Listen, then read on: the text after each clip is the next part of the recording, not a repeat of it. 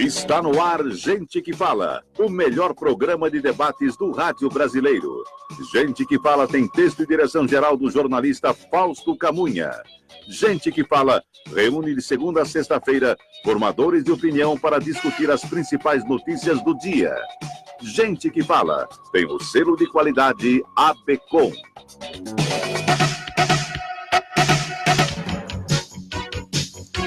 Olá, ouvinte do programa Gente que Fala, boa tarde, 12:04, seja bem-vindo, eu sou o Mauro Friesman, nós estamos no ar na Rádio Trianon AM 740 de São Paulo e Rádio Universal AM 810 de Santos. Você nos assiste pelas redes sociais, no Instagram e no Facebook. Eu convido todo mundo para curtir as nossas páginas, o nosso blog. Acesse gentequefala.com.br. Também queremos a sua participação pelos telefones 3289-3580, 5052-5555, as linhas abertas para suas perguntas para os nossos convidados de hoje. Eu os apresento a partir de agora aqui à minha esquerda, para você que nos vê pelas imagens das redes sociais, o deputado federal por São Paulo, Alexis Fontaine, do Partido Novo. Seja bem-vindo, deputado. Boa tarde, muito obrigado pela entrevista e por participar desse programa. Seja bem-vindo. Também conosco aqui à minha esquerda, o advogado, professor de Direito Constitucional, Pedro Horta. Seja bem-vindo mais uma vez, Pedro Horta, ao nosso programa. Um prazer estar aí, sob o comando aí do teu Mauro, revendo grandes amigos, amigos de ideais, ideias, deputado Alexis Fontaine, deputado e senador José Aníbal, deputado...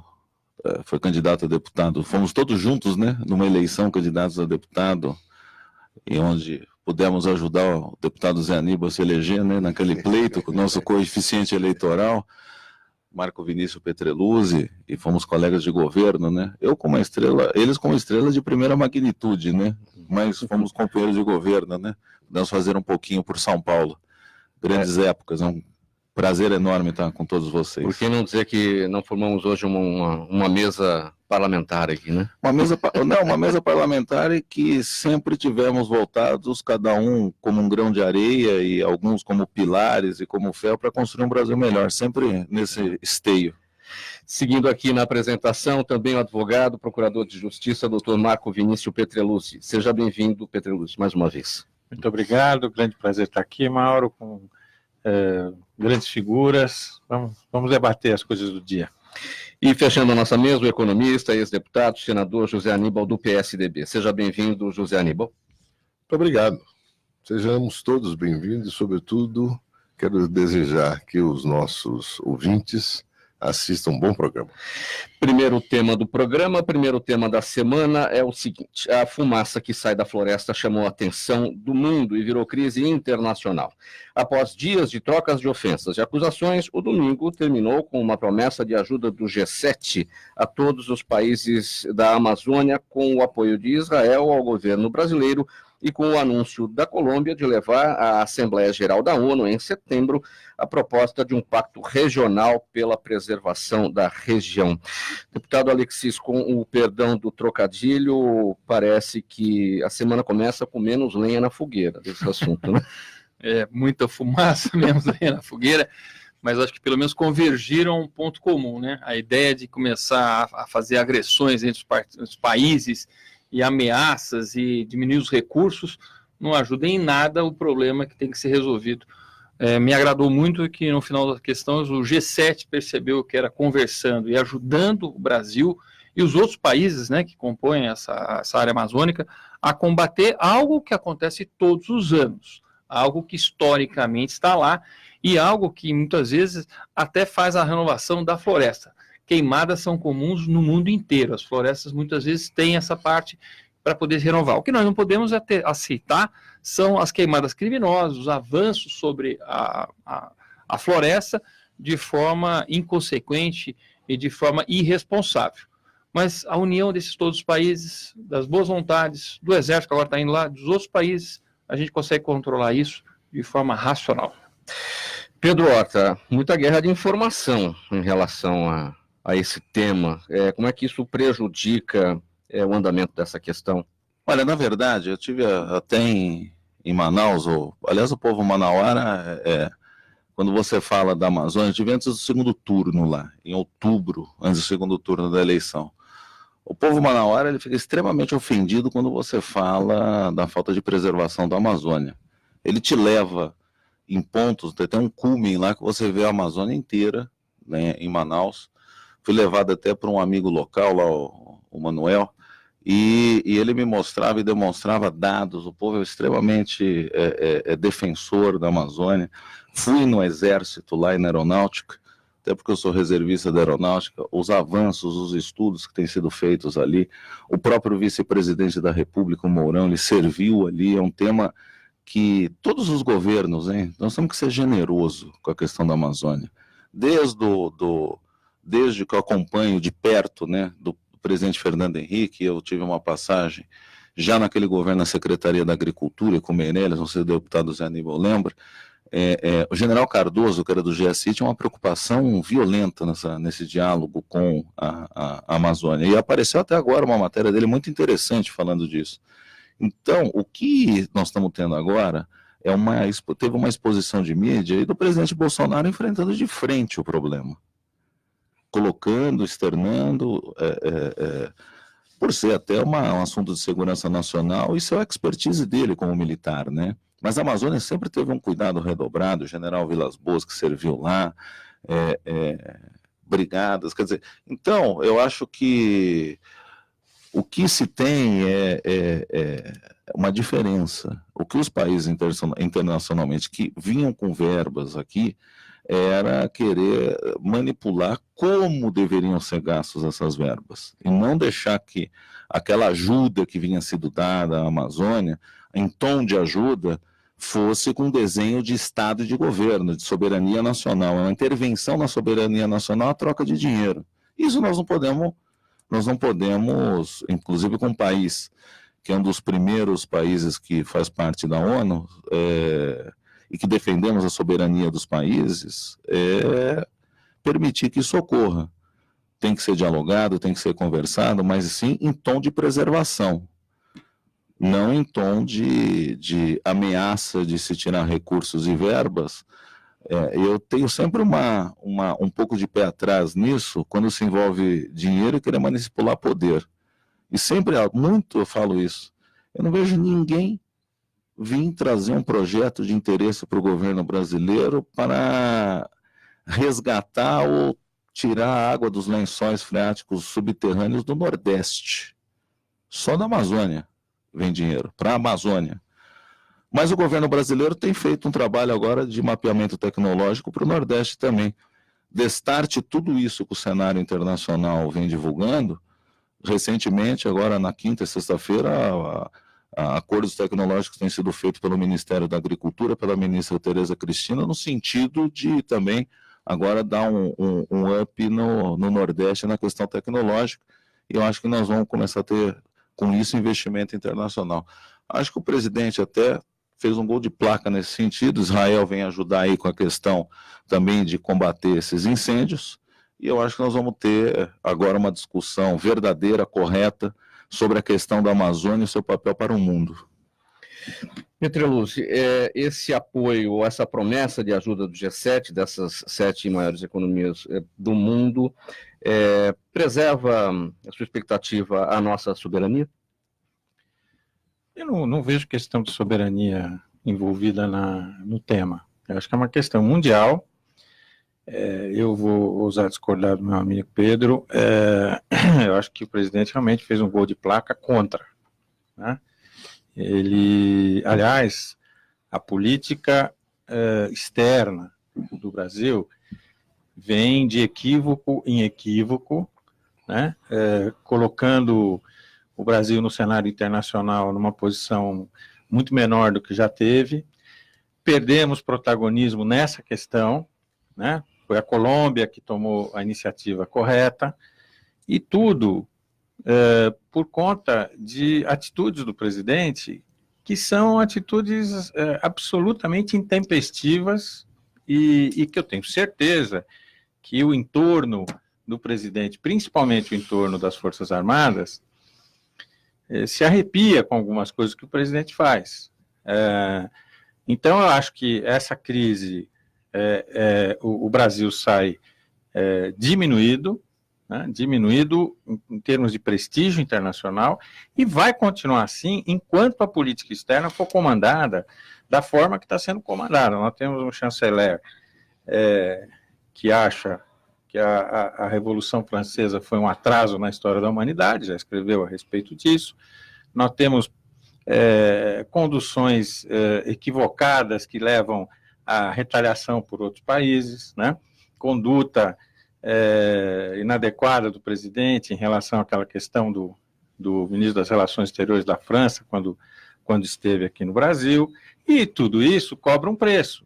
Quando chega a hora, o pessoal dá o troco. Então, não se pode fazer política externa pensando no público cativo que tem a mesma visão política do presidente. Toda vez que fizer isso, toda vez vai apanhar. E quem sofre é o Brasil. O Brasil está perdendo prestígio nessa questão, sobretudo, né? Se alinhando automaticamente aos Estados Unidos, que tem hoje uma posição ambientalista exatamente contrária ao Acordo de Paris. O nosso ministro do Meio Ambiente também não ajuda, né? Também faz ponderações muitas vezes inadequadas. Então, eu não vejo nenhum otimismo. Acho que o Brasil passou muito mal nessa matéria e vai demorar para a gente recuperar o protagonismo na questão da preservação ambiental da Amazônia, hoje tomado pela Colômbia. José Aníbal, você compartilha da opinião do Petreluzzi, o Brasil sai diminuído, perde prestígio, uma vez que quem saiu com a ideia da proposta para ser apresentada à ONU de preservação da região, o presidente da Colômbia, Ivan Duque. Eu concordo com a manifestação do Petreluzzi. Eu nasci na Amazônia, né, em Rondônia.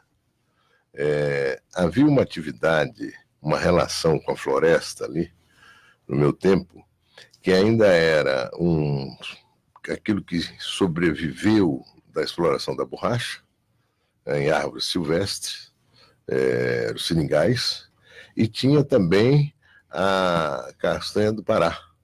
São árvores enormes, grandes, generosamente o ouriço cai, né? E o cara que cultiva, quer dizer, que se beneficia daquilo, né? Ele vai lá, cata os ouriços, abre e tal, e a gente come aqui no mundo essa castanha de Pará, que é uma maravilha. De lá para cá, muita coisa aconteceu.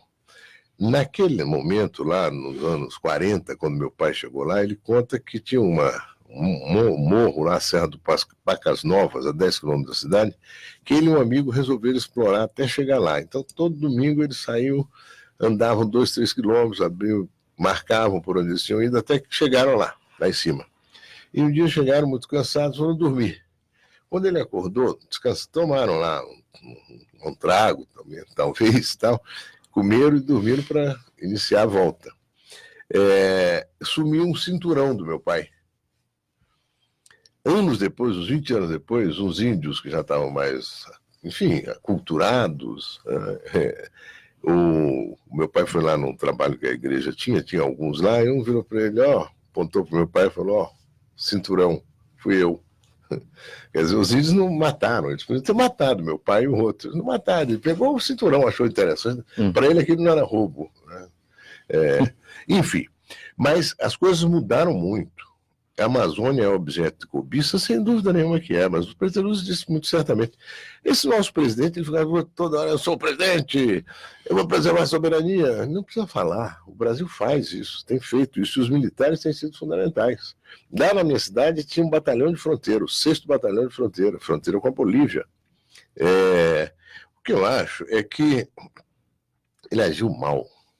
Esse ministro do Meio Ambiente é um desastre. Ele abre a boca, ele cria algum contencioso. Ele não consegue convergir em nada. Nós já falamos aqui da coisa da Noruega, que tem hoje o maior fundo de investimento do mundo, 1 trilhão e 100 bilhões de euros. Esse sujeito, em vez de conversar com o norueguês, no sentido, olha, você não tem interesse em investir no Brasil? Falou aí de prospectar lá no Nordeste, os lençóis, ou a questão do saneamento, a Noruega investir aqui no saneamento e continuar pondo dinheiro nesse fundo que é administrado pelo BNDES. O BNDES criou uma diretoria para administrar esse fundo. Ele faz aquilo que as entidades que compõem ali o fundo, sob a liderança do BNDES, acham que é necessário fazer, em termos de pesquisa, em termos de prevenção, etc, etc. O que está acontecendo agora na Amazônia é triste. Você vê que até plantação de eucalipto queimou. Quer dizer, é todo um processo que torna a região muito fragilizada. Isso tem que parar, não é que é ficar no nível que estava antes, é reduzir, reduzir, reduzir e zerar. Todas as tecnologias, do ponto de vista agrícola, permitem que você produza cada vez mais no mesmo terreno. Os próprios produtores rurais no Brasil estão assustados, porque eles vão, de um modo ou de outro, estão ameaçados de pagar um pouco essa conta. É verdade. Né, de terem movimentos contrários à importação de produtos do Brasil. Ou seja, racionalidade, espírito público, sobretudo, interesse nacional. Interesse nacional é afirmar a nossa soberania de forma altiva, não é brigando com a Noruega, dizendo que a Angela Merkel pega o dinheiro dela do fundo, 40, 60 milhões, e faça reflorestamento na Alemanha. Isso é tão tosco. É como dizer o seguinte: então, nós estamos fazendo a nossa parte. Se essa Alemanha não quiser ajudar a gente, que ela pega o dinheiro e leva de volta. Isso é briga, é o que aquele cientista do INPE falou sobre o Bolsonaro. Muitas vezes parece que ele está num botequim, fazendo conversa assim, sem nenhum filtro, vai soltando do jeito que foi. Aí é obrigado a ir para a televisão, sexta-feira. Você não entende muito o que ele está falando, mas no fundo ele recuou em várias questões. E agora, finalmente, essa boa solução. Eu acho que foi necessário esse alerta do Macron, essa coisa, para tornar esse problema mais emergente ainda. E, finalmente, uma solução convergente que eles encontraram lá, que é de colaborar para evitar a continuidade dessas queimadas, etc, etc. É isso que nos interessa. O Brasil interessa que a Amazônia seja preservada, criando condições para aqueles 20 milhões de amazônidas terem a sua atividade econômica, não é? Ali tem o que fazer. Eu fui no Acre, eles não conseguem exportar para São Paulo produtos que eles têm de forma muito bem organizada, a produção, o cultivo e tal, mas não consegue. Ela resolve isso, potencializa essas coisas que já tem ali, dentro do mesmo terreno que hoje é explorado. Eu espero que essa confusão toda aí resulte numa melhora da gestão nacional soberana da nossa região amazônica, criando condições para as populações que estão lá cada vez melhores, mas não para os queimadores de floresta, para os cortadores de árvores, para o povo que vive lá, não é? E vocacionando a Amazônia para uma convivência harmônica entre a população e a floresta. Deputado Alexis, para finalizar esse tema, o Zé Aníbal citou o Ricardo Salles, o ministro do Meio Ambiente, que é do seu partido. Que avaliação o senhor faz? Onde ele está acertando e onde ele está errando nesse tema? Eu gosto muito do Ricardo Salles. Vejo que foi secretário do Meio Ambiente aqui em São Paulo. Isso, exatamente. Ricardo Salles enfrenta uma situação, né, enfrenta um dos ministérios que estava mais aparelhado por uma ideologia que não toca em nada, mas que a miséria é o principal inimigo do meio ambiente. Então, a ideia de você poder desenvolver a região e dar o retorno para aqueles que moram na região de forma sustentável é a proposta do Ricardo Salles. Ele realmente tem palavras contundentes, ele tem uma opinião forte, ele não tem problema em falar claramente o que ele pensa. Muitas vezes, talvez as pessoas não consigam compreender o tamanho e a dimensão do que ele está enfrentando lá dentro. Ele comentou com a gente, assim, é uma luta. O Ministério estava sucateado com as suas infraestruturas, caminhonetes jogadas, aeronaves sucateadas. Quer dizer, não havia a menor gestão, não havia governança nessas ONGs. Ele mesmo comenta claramente que esses recursos que vinham, o que vem, né, que na verdade está suspenso, eles não estão simplesmente cancelados, tanto da Alemanha quanto da Noruega, iam para o BNDES, mas que aí eram distribuídos para as ONGs e não havia governança. Como é que esse dinheiro está sendo gasto? Qual que é o resultado efetivo que está sendo entregue para poder trabalhar nessas pautas? E aí, simplesmente, ele comentou, inclusive hoje de manhã na rádio, na Jovem Pan, escutei ele, Ele falando, olha, porque essas entidades norueguesas não dão dinheiro diretamente para os ONGs e vão lá controlar o que essas ONGs estão fazendo.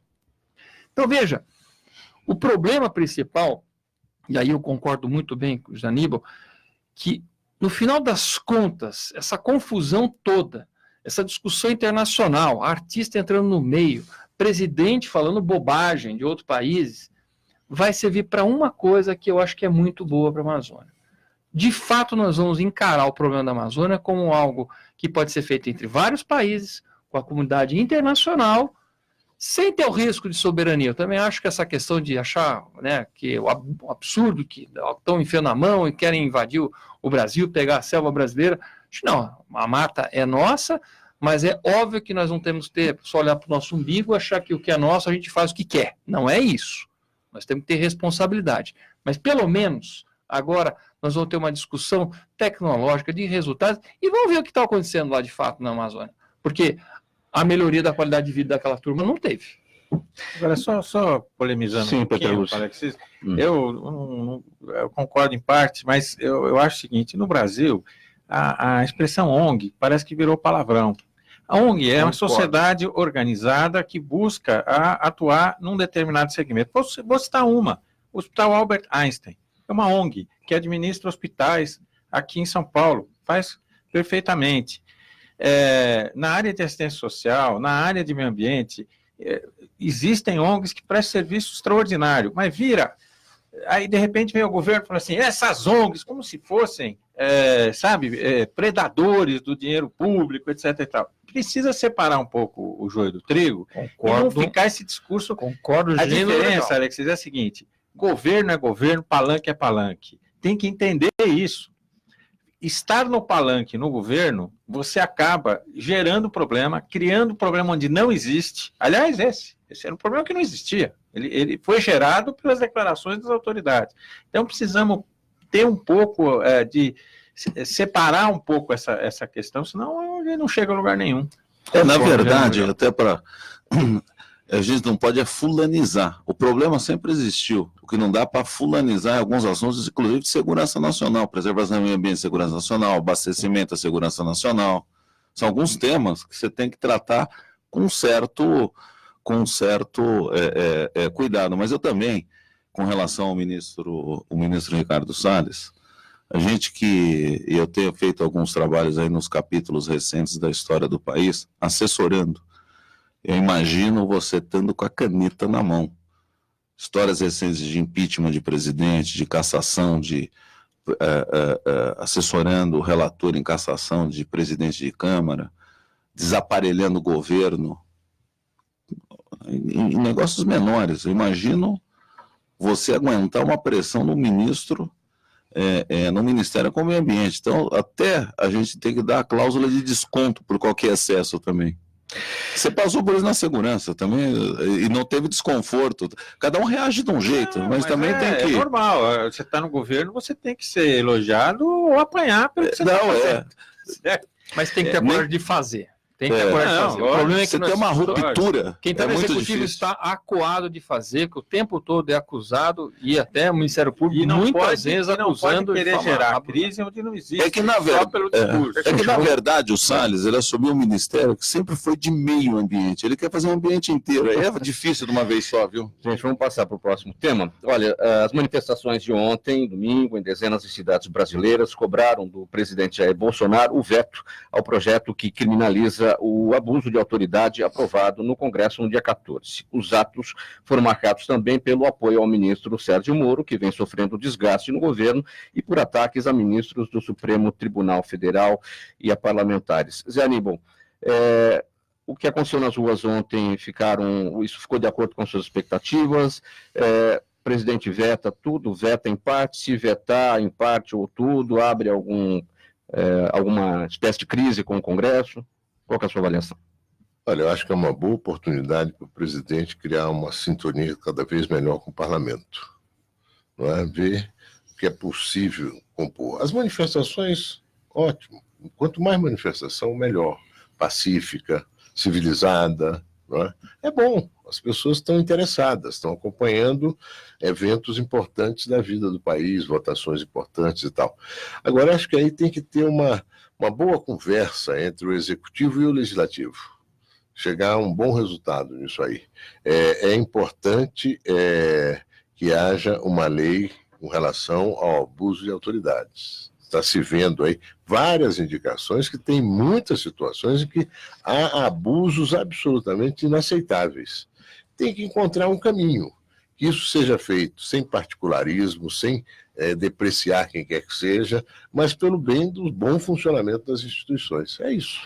Deputado Alexis, o que o senhor sente enquanto parlamentar neste momento, numa situação de possível veto do presidente? Eu acho que, primeiro, que muitas das pessoas entendem que essa medida, né, de abuso de autoridade, essa lei, ela tem um endereço específico para a Lava Jato.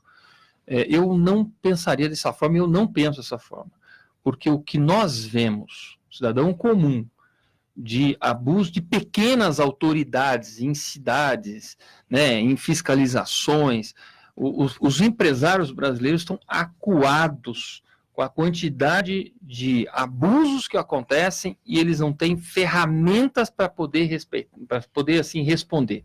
Então, eu acho que é uma lei necessária, talvez num momento delicado, porque assim, falou em Lava Jato, ninguém quer nem saber de correr o risco de perder o poder da Lava Jato. E eu, como cidadão, também quero que a Lava Jato funcione muito bem e que os grandes e os poderosos assim, sejam tão iguais perante a lei quanto qualquer um outro. Então é importante que continue esse processo contra a corrupção brasileira. Mas não vamos generalizar e achar que essa lei é apenas para inibir ou diminuir a atuação dos agentes em relação à corrupção.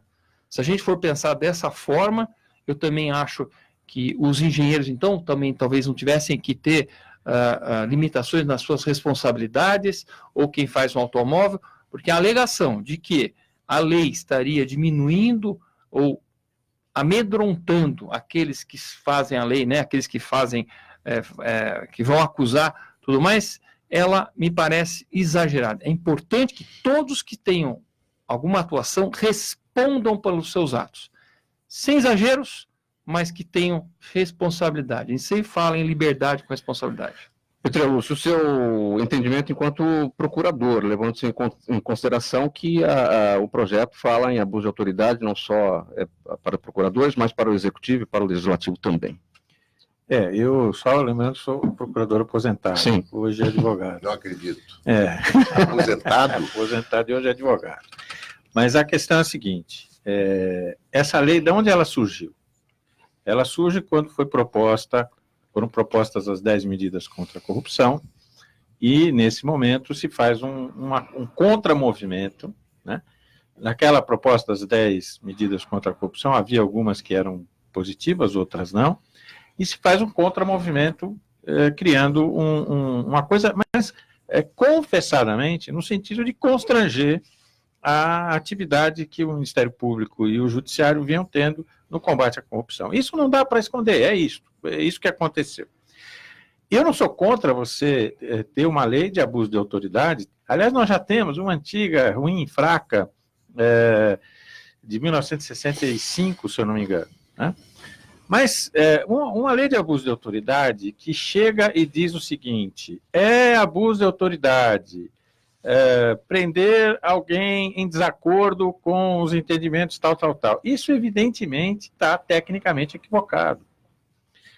O abuso de autoridade ele tem que ser, de natureza dolosa, e segundo, ele tem que ser qualquer abuso de autoridade para satisfazer interesse pessoal ou de terceiro, e que deixe de você executar a sua função com os princípios republicanos, os princípios de ética, etc.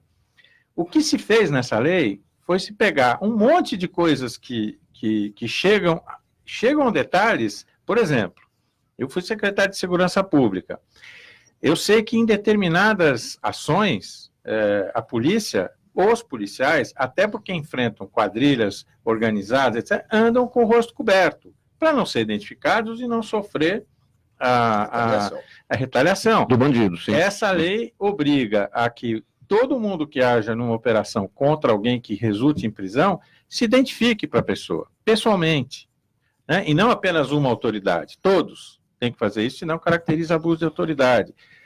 Essa lei foi feita por pessoas que queriam dar uma resposta às 10 medidas contra a corrupção. Eu aceitaria uma lei de abuso de autoridade que até contivesse algumas das coisas que aqui tem, se ela tivesse sido discutida com as pessoas que estão no dia a dia nessa luta contra... E que aqui, isso aqui não atinge só a corrupção, não. Atinge várias outras coisas.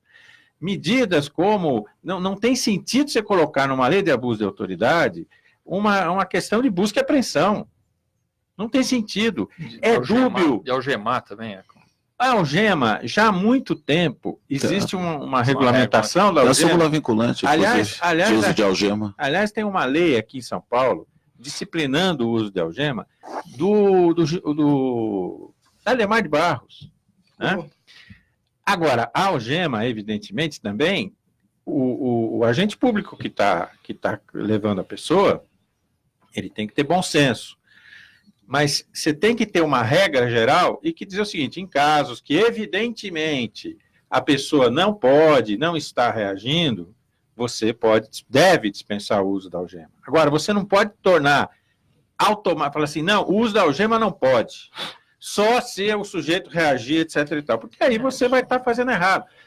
Tudo isso precisa ser revisto. Eu gostaria que nós tivéssemos uma comissão de alto nível que englobasse, além de parlamentares, Conselho Nacional da Magistratura, do MP, policiais, OAB, policiais que sabem como é que é o enfrentamento no dia a dia, quem está no operacional. Para você fazer. Perfeito. E agora, eu acho que essa lei deveria ser vetada, e essa lei, só para notar, porque afinal o ministro Moro é citado na notícia, né? Que aliás, cá entre nós, se arrependimento matasse, ele estava mortinho da Silva, né? Mas ele que foi um dos... Senão as pessoas vão achar... E não, porque ele foi para o Ministério e virou uma figura... E hoje é uma rainha na Inglaterra no Ministério da Justiça, né? Mas ele, por exemplo, é um dos que advogava o veto, originalmente o veto completo dessa lei lá atrás, né? Mas, enfim, eu espero que vete. Não acredito que vai vetar. Acho que ele vai vetar um ou outro mais escandaloso, assim, para fazer uma política e tal, e deixar para a última hora, como, aliás, o presidente vem deixando tudo para o último minuto, né? Na escolha do Procurador-Geral da República, então, agora ele está considerando não nomear ninguém para o mais velho assumir lá e ele não ter nenhuma responsabilidade no negócio. Então, é possível que vá por aí. Pedro. Na verdade, o cenário da lei de abuso de autoridade já era um projeto anterior, né? O que houve na legislatura passada foi uma pseudo-derrota das 10 medidas, mas porque, na realidade, o projeto, quando chegou no Congresso, até fiz uma análise técnica para a bancada que eu trabalhava, ela fazia mais de 127 alterações somados Código Penal e Processo Penal sem uma ampla discussão. Foi derrotado em plenário por quórum qualificado. Aí começou a legislatura nova e o ministro Moro teve a humildade de ir na CCJ, na Comissão de Constituição e Justiça, e começar a trabalhar o projeto das 11 medidas. Veio esse projeto que entrou em pauta, que até foi naquele período de descompasso do Congresso Nacional, mais nítido do presidente da Câmara, com o presidente da República, que pôs uma casca de banana de pôr esse projeto para rodar, né? E faltou alguém, e o líder de governo, o Vitor Hugo, tirar isso aqui da pauta. Acho que até dá tempo, sugestão dá tempo de arrancar isso daqui, porque se esse projeto aqui andar, vai ser um caos, inclusive de tirar alguns apoiamentos judiciários. É um belo momento, o deputado Zé Aníbal, com a experiência que tem de chão de plenário, que é um dos poucos aí que eu vi em atividade, até como assessor, que tem um calibre maravilhoso em consenso, matou a questão. Pode começar a fazer um novo andar de relação do Executivo com o Parlamento por aqui. Parece uma bobagem, mas é é um cenário que vira a chave dessa questão do meio ambiente, um diálogo maravilhoso, e o parlamento, e a gente percebe pelo noticiário, não estou mais em Brasília, mas a gente percebe pelo noticiário, no chão de fábrica, né, como a gente fala, no chão de plenário, mas a gente percebe que há uma vontade do parlamentar muito em ajudar esse momento de Brasil. Você acompanha o programa Gente que Fala aqui na Rádio Trianon AM 740. O nosso próximo assunto é a reforma tributária, mas antes disso, um recado para você que nos acompanha. Todo mundo conhece alguém que está precisando de emprego, não é verdade? E todo mundo sabe que se a pessoa está bem preparada, as chances aumentam. Pensando em ajudar essa turma, o Senai, aqui em São Paulo, está com um projeto super bacana. Está oferecendo 80 mil vagas gratuitas em cursos profissionalizantes com módulo de empreendedorismo. Tem curso espalhado por todo o estado, em todas as 92 unidades do Senai. São mais de 250 cursos nas áreas de alimentos, automotiva, construção civil, couro e calçados, eletroeletrônica, gestão, logística, informática, têxtil e vestuário e muito mais. É uma lista enorme de cursos. Eu vou repetir: curso profissionalizante no Senai e de graça para todas as idades, por todo o estado, para 80 mil pessoas. É ou não é uma boa notícia? Muito boa. Eu estou falando do Senai, que é uma das melhores escolas técnicas do mundo. O Senai é financiado e mantido pela indústria de São Paulo e pode acreditar. Entre agora no site para se inscrever e quem sabe esse pode ser o início da mudança de vida que você tanto queria. Anota aí, o site e espalha para os seus amigos, para os seus familiares, www.sp.senai.br/80 mil vagas. Esse 80 escreve-se 80, não é por extenso, tá bom? 80. Então vamos ao nosso próximo tema. A reforma tributária em discussão no Congresso não reduz a mão pesada do Estado na taxação sobre o consumo dos brasileiros, que penaliza a todos na mesma proporção, conforme admitem os autores das duas propostas em discussão lá no Legislativo, do ex-deputado Luiz Carlos Rauli e do economista Bernard Api, da cidadania fiscal. No Brasil, a tributação sobre o consumo representa quase a metade dos impostos, enquanto os tributos sobre a renda representam menos de 20%. Em países como os Estados Unidos, por exemplo, a proporção é inversa.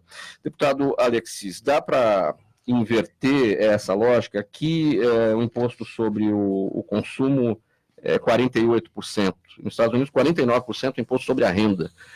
Aliás, não seria possível pela própria emenda, só por lei complementar, né? Tentar inverter isso. Essa discussão é o seguinte, e a longo prazo, né? A discussão a reforma vai diminuir carga tributária? Não vai, porque a carga tributária brasileira é do tamanho do Estado e mais uns 140 bilhões de déficit todo ano que acaba acontecendo. Então, para você diminuir a carga tributária é outra reforma. Reforma administrativa do Estado, tamanho do Estado, toda essa complexidade. Qual o problema, então, do sistema tributário brasileiro? É de uma complexidade absurda, é uma fábrica de contenciosos que enche os tribunais com brigas, disputas entre estados, entre contribuinte, pagador de imposto.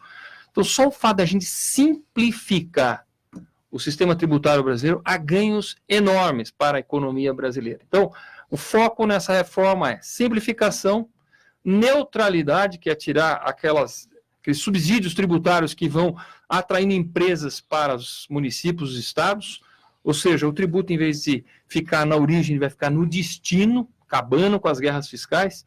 Ele tem que ser equidade, todo mundo pagando igual, e aí vem essa questão da regressividade, que nós vamos falar agora sobre consumo e sobre renda, e a transparência, porque ninguém sabe o que paga de tributo nesse país. Em qualquer lugar da Europa, se você perguntar quanto tem de tributo num sapato, eu falo hoje, sem ter ido no país, porque eles têm um IVA, é 22%, é 23%, pronto, acabou. No sapato, no Brasil, ninguém tem a menor ideia, porque não sabe se tem base diminuída, se tem imposto sobre valor agregado, se é acumulativo ou não. Agora, o sapato brasileiro tem a pedra, né, deputado? Meu amigo, tem de tudo, mas não em tudo na nossa vida no Brasil, ninguém sabe nada do tributo. Não é que nem, assim, claramente um tributo por fora, como o IVA, como acontece na Europa, ou no mesmo Estados Unidos. É $100 o sapato, mais 20 de imposto, e morre assunto, não tem aquela acumulatividade, não é calculado por dentro, não tem IOF rodando solto, nada disso. Agora, é possível tirar do consumo para a renda? Porque se diz claramente, é verdade, de que no consumo ele é mais regressivo, porque o pobre gasta mais, o pobre gasta tudo que tem, ele não faz poupança e, portanto, ele paga proporcionalmente mais. A verdade é uma só. A única forma de a gente mudar de fato a balança dos tributos é aumentando a renda do brasileiro, mas não é aumentando a carga tributária sobre a renda. Porque quando você vai ver o perfil da renda do brasileiro, nós estamos falando em 83,4% do brasileiro ganhando até o teto da Previdência. E os outros 3% que ganham mais é funcionário público, porque quem está na iniciativa privada, um salário de 15, 16, 20 mil reais, ele já montou uma PJ para fugir sobre essa tributação. Então você não vai conseguir simplesmente numa mágica falar que vai sair do consumo e para a renda, porque você estaria sendo ainda mais regressivo, porque você vai tributar uma população que vai com 50 e poucos por cento até 2 salários mínimos. Não é base de renda. E tributar 3% da população que ganha mais, porque agora eu vou fazer justiça social, que tributação que você vai fazer sobre essa gente? Vai para 50%, 60%? E a base é tão pequena que não vai dar resultado nenhum, você não consegue substituir. Então, o ganho dessa reforma tributária é a simplificação, é ativar a economia, aí sim, para aumentar a renda, e com uma população com a renda mais alta, o perfil naturalmente muda. Como é que aumenta a renda da população, senador Aníbal? Emprego, crescimento, qualificação. Qual é o horizonte? Eu tenho uma ideia, porque eu não coloquei ela ainda publicamente, mas já falei com algumas pessoas. Nós podíamos fazer isso que o Senai está fazendo aqui, poderia ser feito em âmbito nacional. E podia ter aí uma centralidade entre aquilo que vai ser ofertado, pegar esse contingente de neném aí de 16 a 24 anos, 1 milhão deles, colocá-los nos equipamentos já existentes, com monitores formados para isso, a um custo baixíssimo, para aprender a programar, aprender a trabalhar com essa máquina aqui, como é que ela funciona, aprender a interagir, desenvolver um aplicativo, quem sabe, não é?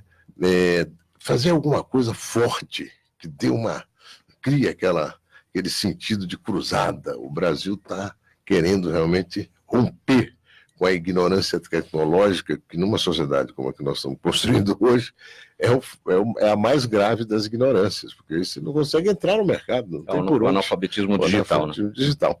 Então, é preciso... A reforma tributária, eu falei aqui na semana passada, o sentido de simplificação é um sentido importante, porque desonera um custo importante para as empresas. O custo da gestão tributária nas empresas do Brasil é muito superior em qualquer outro país do mundo. Pelo menos países capitalistas com relativo desenvolvimento, e, sobretudo, os mais desenvolvidos. Isso já é um avanço extraordinário. Agora, lá na frente, vamos ter que pensar essa questão da regressividade.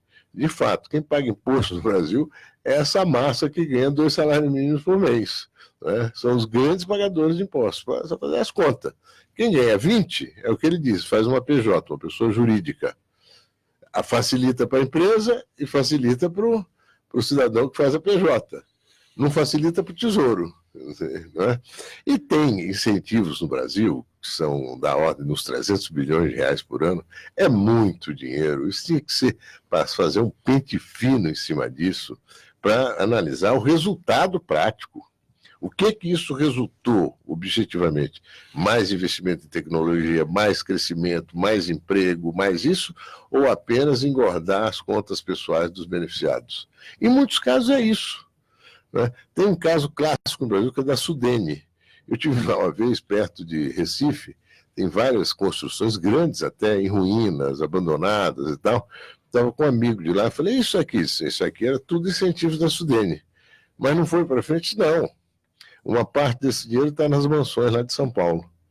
Quer dizer, você montava um projeto, captava o recurso, depois largava o projeto pela metade, não tinha quem cobrasse nada dele, ficaram lá aqueles escombros. É uma pena isso, porque é dinheiro público. Se tivesse montado uma escola, teria dado mais resultado.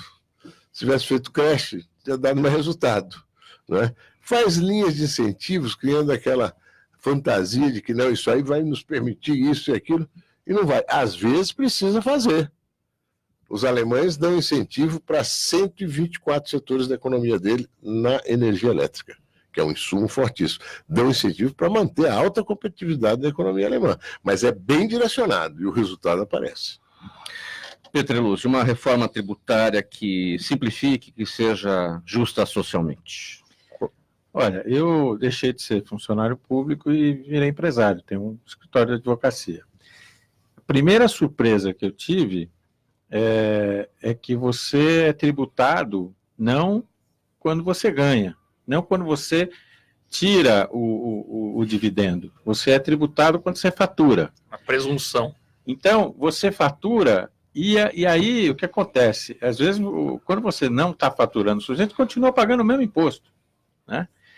Eu acho que seria muito mais inteligente fazer a tributação no dividendo, sem contar que é uma miríade de impostos, você compreender, como bem disse o deputado, é muito complexo, e isso numa atividade de serviço, que não é tão complexa, não tem regressão, como outras atividades, né? Também me parece que não é pelo caminho que andou se falando, de CPMF ou outro tipo de imposto exótico que andaram imaginando, mas me parece que uma coisa eu gostaria de dar de contribuição. Hoje você tem setores da economia de alta tecnologia que pode olhar quais são as maiores empresas do mundo. São as empresas que mexem com dados, né? Mexem com inteligência. Antigamente eram as que produziam. No nosso tempo, né, era General Motors, era a maior empresa. Hoje a General Motors está lá embaixo. Tal. Quem são as grandes empresas? As empresas Google, Apple, Amazon, etc. Inteligência artificial. Isso precisa ser tributado. Outro dia tinha um documentário que dizia que no ano passado, pela primeira vez, a análise de dados ultrapassou a maior indústria do mundo, que era a indústria do petróleo, em valor de arrecadação. Então, algo tem que se fazer nessa direção. Eu não sou tributarista, nunca fui, mas sei o seguinte, olha, tudo que eu ouvi até agora é para aumentar imposto. Eu não ouvi nenhuma proposta que desse uma folga para o setor produtivo. Eu acho que precisamos pensar melhor nisso. Mas sabe o que é isso? É que o governo, com tudo que tem falado, apesar de tudo estar sendo feito, a reforma da Previdência, essa simplificação, ele tem uma leve suspeita de que o custo do Estado brasileiro não diminui. Não é? Então é aquela história, você tem que ter uma carga tributária que atenda a esse custo. E o custo é enorme. O custo do Estado brasileiro precisa ser diminuído. Ele é muito grande em relação ao serviço que ele oferece. Pedro, bem objetivamente, para a gente partir para as perguntas do público. Na verdade, em breve síntese, né, o deputado Zé Aníbal tem razão, né, não é só diminuindo carga tributária, o deputado Alexis também falou com grande propriedade do assunto, não é só diminuindo carga, a gente tem que ver onde é que a gente quer chegar, né, começar a traçar uma economia realmente criativa, vamos investir nessas vendas online, tributar aonde está entrando muito dinheiro, investir nesses nenéns mesmo, como disse o deputado Zé Aníbal, que economia que nós vamos fazer, o enxugamento do Estado, como o deputado diz, hoje você tem que ter uma gestão de resultado, mas lá a máquina do Estado ainda está na transição da gestão hierárquica para gerencial, que já não tem na Europa desde o ano 2000, quer dizer, então é uma coisa que a gente tem que pensar realmente remodelando essas máquinas de Estado. Não adianta vir na emoção e legislar já na ponta do resultado tributário. É desoneração de folha de pagamento para se contratar mais, quer dizer, é uma série de medidas que você tem que fazer, estruturantes, para depois entrar com essa questão tributária, senão você vai começar a tributar na emoção ou desonerar na emoção, sem fazer todo esse trabalho paralelo, também não vai resolver que nem um comprimido de placebo, de açúcar. Resolve por 1-2 anos, dá aquela sensação de melhoria, mas não vai melhorar. Tem que ser estruturante, já que está enfrentando tudo de frente, e há um momento propício, população acompanhando, como diz o senador Zé Aníbal, já acompanhando de perto as coisas, cada votação e trazendo essa discussão à baila, aproveitar o momento e fazer essa discussão ampla. Perguntas do público do Gente que Fala. Deputado Alexis, a Carla de Valinhos pergunta a sua opinião sobre se a reforma tributária vai mudar alguma coisa para os trabalhadores e como vai mudar. É o que o senhor destacou agora, vai mudar se houver aumento de renda, né? Então, tem isso, mas também tem o seguinte, uma preocupação em desonerar a folha de pagamento. É uma forma de tributação em cima da folha. E foi um erro que foi feito no passado, tributando demais a folha, aqueles 20% do INSS que as empresas pagam sobre a folha toda. Né? Então, boa parte disso é desperdiçado porque funcionários que têm salário acima do teto da Previdência não recebem, mas acabam custando. Tem sistema extra, outra coisa. E aí já está previsto, e até uma proposta que deve vir do governo, uma forma de desonerar isso para não ficar tão alto, né, tão grande a diferença, o degrau, entre o que a empresa paga e o que o funcionário recebe. Petreluzzi, o Jaime do Jardim Bonfilholi, como se classifica a ação de um juiz que determina a condução coercitiva a uma pessoa que não foi intimada antes? Oi, Jaime, tudo bem? Jaime sempre presente. Diariamente. Eu acho equivocado, e o Supremo já disse que é. Eu acho que tanto que já não tem sido feito mais, porque a intimação, se a pessoa se dispõe aí, uma intimação não há nenhuma razão para fazer a condução coercitiva. Senador José Aníbal, o Jorge de Vila Prudente, sua opinião sobre o grande aumento no preço do biodiesel pode gerar uma crise com os caminhoneiros? Olha, eu vi outro dia uma frase do Delfim muito pertinente, Delfim Neto, ele dizendo: o grande problema aí do frete hoje é que foi dado um incentivo enorme para que fosse renovada a frota, para que se comprasse caminhões, etc., e a economia começou a patinar. Então criou-se aí uma situação de baixo consumo, baixa demanda, né, que desorganizou o setor inteiro. Agora fica discutindo, eu não sei como é que vai conseguir fazer uma gestão adequada nisso aí, sem que haja uma quebradeira grande no setor. Infelizmente, é preciso, ou então nós vamos ter que subsidiar o biodiesel. Mais um subsídio. Aí. Não, essa questão do subsídio do diesel, uma coisa, tem uma coisa muito errada nessa história toda que ninguém está levando em consideração. O Brasil estava com os motores mais antigos do mundo, estava vindo uma nova tecnologia da Petrobras, precisava fazer a troca desses motores por uma nova. E a maior oferta não atrapalha o problema do preço. O problema era a imprevisibilidade do preço do diesel que a Petrobras fez para matar os importadores independentes. Então, tendo previsibilidade, ele passa no preço do frete, a coisa avança. Quando não tem, aí ele engole o sapo e é o que acontece o problema. Pedro Horta, bem objetivamente, a Marina de São Caetano do Sul não estaria na hora de termos uma nova Assembleia Constituinte? Não, acho que ainda não é momento ainda de Assembleia Constituinte, não. Nós temos uma Constituição, por incrível que pareça, moderna, há que ter uma aplicabilidade e ter essa Constituição realmente com alguma aplicabilidade através de legislação infraconstitucional mais adequada. Deputado Alexis, o Anderson Catoso, ele pergunta pelo Facebook, sua opinião sobre a posição do Executivo do Partido Novo em relação ao ministro Ricardo Salles. O Partido Novo tem, vamos dizer, posições diferentes dentro, né? O próprio partido, o Diretório Nacional, está fazendo um processo dentro do Comitê de Ética para discutir a posição dele, mas vários outros deputados, ou mesmo simpatizantes, filiados, gostam da posição do partido do Ricardo Salles. Então, não é algo fechado em relação a Ricardo Salles. De novo, o Anderson Catoso pelo Facebook, Zé Aníbal, a sua opinião sobre a filiação do Alexandre Frota ao PSDB? Ela é pública, né? Eu entrei com uma impugnação semana passada e o presidente do Diretório Estadual disse que não é com ele. Mas nós entramos com a impugnação também no Diretório de Cotia e no Diretório Nacional. E vamos persistir. 10 segundos para a sua despedida, senador Aníbal. Muito obrigado aí pela sua atenção, os nossos ouvintes, e gostei de participar. Uma boa mesa, com a sua direção sempre firme, Mauro. Muito obrigado, Zé Aníbal. Marco Vinícius Petreluzzi, sua palavra final. Sempre um prazer estar aqui. O debate foi muito bom, muito profícuo e espero que tenhamos ajudado aí. Pedro Horta, sua despedida. Uma alegria compor essa mesa aí de estrelas de primeira magnitude, seu comando, Mauro, e o programa sempre de lavra aí do nosso querido amigo Fausto Camunha, sempre uma boa notícia, né? E deputado Alexis Fontaine.